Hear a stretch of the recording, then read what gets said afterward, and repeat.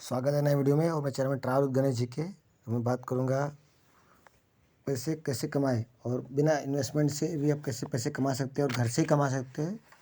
उसके लिए आपको बस एक ही ज़रूरी है कि आपका मेहनत करने की इच्छा होनी चाहिए। मेहनत इन द सेंस आपको कोई हार्ड वर्क नहीं करना। Hard work in the sense आपको कोई जो लेबर वाले काम होते हैं वैसे काम नहीं करने, ना ही कोई आपको सीमेंट या मिस्त्री का काम करने हैं। बस आपको थोड़ा आपने जो स्टडी किया है प्लस आपको कुछ थोड़ा जनरल नॉलेज है, आपको उसको हेल्प करनी है। प्लस आपको जो व्हाट्सअप के, यूट्यूब के और फेसबुक है, इंस्टाग्राम है, वो जो आप चलाते हो, बट उसके चलाने के अलावा भी आप उनसे कैसे पैसे कमा सकते हो व्हाट्सअप, फेसबुक, इंस्टाग्राम के थ्रू। बस आपको एक सिंपल सा काम करना होता है। आप जो लोग हर कोई के डेट में जिसमें बैंक अकाउंट होता है, और बैंक अकाउंट में हम लोग बस हर किसी बैंक में जो जमा रखने में तो कुछ मिनिमम बैलेंस कहते हैं उसे 5,000, 10,000, 15,000, 5,000, 2,000, 3,000, ऐसे अलग अलग बैंक के लिए अलग अलग रूल्स हैं। बट आप एक सिंपल सा ज़ीरो बैलेंस अकाउंट आप दूसरों का खोलोगे और उसके द्वारा पैसे अर्न कर सकते हो। साथ ही साथ आप पैसे गवर्नमेंट बैंक में अकाउंट में या किसी दूसरे बैंक में आप पैसे रखते हो, ज़्यादा मिनिमम बैलेंस में उसमें न रखते हुए आप इसमें पैसे रखते हुए आप कैसे उससे पैसे कमा सकते हो, ये आपको इस विषय में हेल्प करूँगा। और उसके बारे में आपको डिटेल चाहिए होगी तो आप मुझे कमेंट बॉक्स में कमेंट कीजिए, मैं आपको डेफिनेटली हेल्प करूँगा। इसके अलावा और एक तरीका है कि जैसे कि आपने म्यूचुअल फंड की ऐड सुनी होगी। म्यूचुअल फंड में कहते हैं म्यूचुअल फंड में पैसे बचाइए और आपका भविष्य उससे अच्छा हो जाएगा। अच्छा नहीं, आप बहुत बड़ा अमाउंट सेव कर सकते हैं। और वही अमाउंट आप कैसे सेव कर सकते हैं, तो उसके लिए एक ज़रूरी आपके पास होना चाहिए डीमैट अकाउंट या कोई ऐसी कंपनी जिसके पास म्यूचुअल फंड अलग से देती हो। तो मेरे पास एक ऐप अवेलेबल है, फ्री ऐप है, ऐसा कोई चार्जेस नहीं है। उसमें आप अकाउंट ओपन फ्री में कर सकते हैं। उससे आप लोगों को हेल्प करेंगे डीमैट अकाउंट ओपन करने में, प्लस उन्हें बताएंगे म्यूचुअल फंड में कैसे इन्वेस्टमेंट किया जाता है। और आप उस दूसरों को सजेस्ट करेंगे तो उससे भी आप पैसे कमा सकते हैं, इससे भी आप फ्री में कमा सकते हैं। इसका भी डिटेल्स मैं आपको कमेंट बॉक्स में प्रोवाइड कर देता हूँ। और हम बहुत से लोग कहते हैं कि हम लोग क्या कर सकते हैं, हमको तो पता ही नहीं है। बट हम आज के टाइम हर कोई बंदा या हर कोई बंदी फेसबुक यूज़ करता है, व्हाट्सअप यूज़ करता है, इंस्टाग्राम यूज़ करता है। और हर किसी के 200, 500, 1000, 100 फॉलोअर्स होते हैं या 100 लोग उनसे कांटेक्ट में होते हैं फेसबुक के थ्रू। तो आप आपके ही इस सोशल मीडिया का इस्तेमाल कीजिए, उससे आप पैसे कमा सकते हैं। कैसे करना है, क्या क्या उसमें नहीं करना है और को किस प्रकार किया जाता है, उसकी डिटेल्स आप मुझे पूछिए, मैं आपको डेफिनेटली मैं कमेंट बॉक्स में लिखिए, मैं आपको हेल्प कर दूँगा। तो मैं आपकी उसके लिंक भी डाल दूँगा वहाँ पे। हम जो ऐप्स है जिससे जो अलग अलग वेबसाइट से जिससे आप अर्निंग कर सकते हैं, या जो ऐप्स है उसका नाम मैं डिटेल्स लिंक में डाल दूँगा, वहाँ से आप चेक कर सकते हैं। और साथ ही साथ ये मत सोचिए कि मुझे हर कोई काम हमारे राजनेता करेंगे। आज के डेट में भारत इतना बड़ा देश है और यहाँ पे 135 करोड़ की आबादी है। तो पॉसिबल नहीं है किसी भी नेता के लिए, किसी भी पर्सन के लिए हर किसी को जॉब, गवर्नमेंट जॉब प्रोवाइड कर सके। और आप एग्जांपल भी देखेंगे आप, जैसे हमारे बाजू में कंट्री चाइना है, जापान है, नेपाल है, भूटान है, इसके अलावा भी सिंगापुर है, हांगकांग है। वहाँ पे सिंगापुर और हांगकांग का आप एग्जांपल ले लीजिए, और चाइना का भी आप एग्जांपल ले लीजिए। वहाँ पे बहुत से प्राइवेट कंपनीज ही है और प्राइवेट भी काम मोस्टली होता है, और प्राइवेट से ही उन्होंने इतने सारे लोगों को रोज़गार दिया हुआ है। सिंगापुर आज के डेट में विकसित देश है। इसके अलावा हांगकांग भी है, विकसित देशों की लिस्ट में आता है। और सिंगापुर, हांगकांग में इतनी छोटी कंट्रीज़ है, बट इतने सारे वहाँ पे लोग रहते हैं, फिर भी उन्होंने इतने छोटे से लोगों में इतना बड़ा देश की इकोनॉमी कितनी बड़ी ग्रो कर दी है, कितनी बड़े आगे चले गए हैं वो। तो सिर्फ गवर्नमेंट जॉब से नहीं हो सकता है ये, ना ही गवर्नमेंट जॉब हर किसी को लग सकती है। और बहुत से लोग गवर्नमेंट जॉब की वजह से उनको जॉब नहीं मिल पाती गवर्नमेंट जॉब, तो आत्महत्या कर लेते हैं, या फिर उनको कोचिंग नहीं मिल पाती है गवर्नमेंट जॉब के लिए तो भी लोग आत्महत्या कर देते हैं। या किसी कारणवश कोई जॉब, छोटी सी जॉब नहीं लगी है, लोग कहते हैं नहीं मैं गवर्नमेंट जॉब करूँगा, या फिर गवर्नमेंट जॉब भी नहीं लगा तो कहते हैं मैं प्राइवेट जॉब भी करूँगा। जॉब के अलावा भी दुनिया है, जॉब के अलावा भी पैसे कमाए जा सकता है, ये आप आपके ध्यान में रखिए। और इससे आप कमा भी कर भी सकते हैं। मैं आपको ऐसे नहीं बता रहा हूँ कि हो सिर्फ जॉब करना ज़रूरी नहीं, कर सकते हैं आप, बट आपको लगी तो अच्छी बात है, नहीं लगा तो फिर आप दूसरा ऑप्शन चूज़ कर सकते हैं। और दूसरे ऑप्शन से भी कमाई होती है, अर्निंग होती है, और आपको इसमें कुछ ज़्यादा इन्वेस्टमेंट नहीं है। एक लिस्ट कम से कम इन्वेस्टमेंट में आप इससे ज़्यादा फ़ायदा कमा सकते हैं। और बिहार और अन्य पिछड़े राज्यों में जैसे यूपी में लोग गवर्नमेंट जॉब नहीं लगी तो लोग ट्रेनों को रोकते हैं, या कहते हैं हमें गवर्नमेंट जॉब के लिए कोई ऑप्शन ही नहीं है। तो ये सोच गलत है। आज की डेट में हर जगह पे, चाहे वो बिहार हो, चाहे वो एमपी हो, चाहे वो यूपी हो, हर जगह पे समोसे की दुकान हो। हर जगह पे चाय की दुकान है, आप समोसे की दुकान खोलिए, चाय की दुकान खोलिए, इसमें कोई ज़्यादा इन्वेस्टमेंट नहीं लगता है। अगर आप उन पास कहेंगे नहीं मेरे पास इतना भी इन्वेस्टमेंट नहीं है, कोई बात नहीं, आप मुझे पूछ, मैं आपको कमेंट में इसमें लिंक डाल देता हूँ जिससे आप अर्निंग कैसे कर सकते हैं मैं आपको हेल्प कर दूंगा, पूरा स्टेप बाय स्टेप हेल्प करूँगा। आप मुझे कमेंट में लिख के या फिर डिस्क्रिप्शन बॉक्स में लिंक दी गई है, वहाँ से आप वो साइन अप कीजिए और वो आपको हेल्प करेगी। इसके अलावा भी कहिए कि मैं छोटे छोटे काम करके भी मैं आगे बढ़ सकता हूँ, छोटी कमाई से भी आगे बढ़ सकता हूँ और छोटी कमाई से भी बड़ा आदमी बड़ा बना जा सकता है। ज़रूरी नहीं कि हर कोई गवर्नमेंट आदमी ही बड़ा बनता है।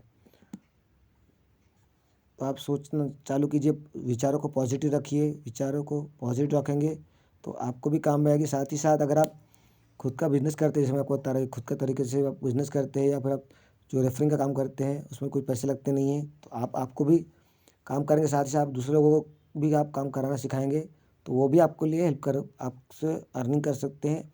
आप उन्हें बिज़नेस करेंगे तो आपके अंडर में काम करेंगे तो उससे ज़्यादा बहुत से ज़्यादा लोग काम कर सकेंगे। मीन्स बिज़नेस में ऐसा होता है, मैं बिज़नेस करता हूँ तो मेरे यहाँ पे एक नौकर रहता है, 2 नौकर रहते हैं, तो मैं खुद तो रोज़गार मेरे को मिल गया, साथ ही मैंने 2 लोगों को रोज़गार दिया हुआ है। तो ये फ़ायदा होता है बिज़नेस का। प्लस बिज़नेस में लिमिट बढ़ने की कोई लिमिट नहीं होती, आप कितना भी कमा सकते हैं और कितना भी आगे बढ़ सकता है, बट आपको बस उतनी सोच रखनी होगी, उतना मेहनत करने की तैयारी रखनी होगी। आप कहेंगे नहीं बस मैं गवर्नमेंट एग्ज़ाम नहीं करता हूँ और रट्टा मार मार के मैं पास हो जाऊँगा, जैसे आपने आप इस तक हो गए हैं।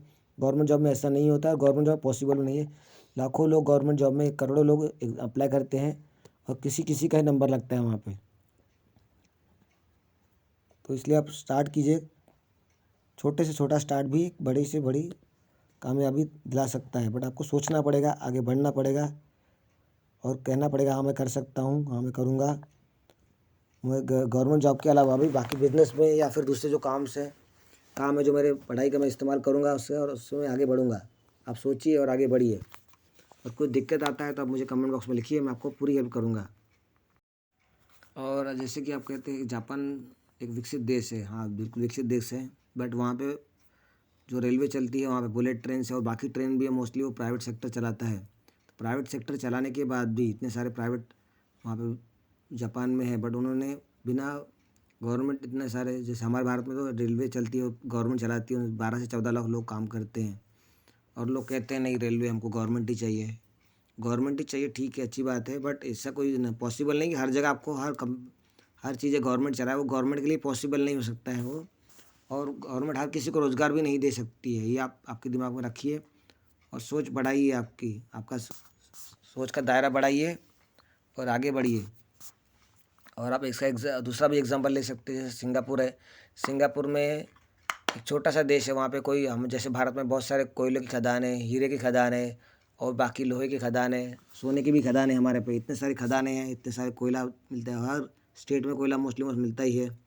तो इतने सारे कोयले की खदान में बहुत से लोग काम करते हैं, जो हीरे की खदान में काम करते हैं। इसके अलावा भारत में तो इंडियन रेलवे जो सबसे बड़ा एम्प्लॉयर है, 16 लाख लोगों को रोज़गार देता है, 12 से 16 लाख लोगों को रोज़गार देता है।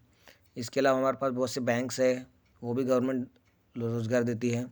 प्लस हम भारत में बहुत सारे सेक्टर्स है जो अभी भी गवर्नमेंट के पास ही है। प्लस जैसे मैं एग्जांपल का बात कर रहा था जापान के बारे में, तो जापान में बहुत से सेक्टर प्राइवेट है, वहाँ पे बहुत से लोग काम करते हैं, प्राइवेट सेक्टर में काम करते हैं। और जापान आज इतना आगे बढ़ गया है कि वहाँ पे हर चीज़ टेक्नोलॉजी के बारे में जापान सबसे आगे है।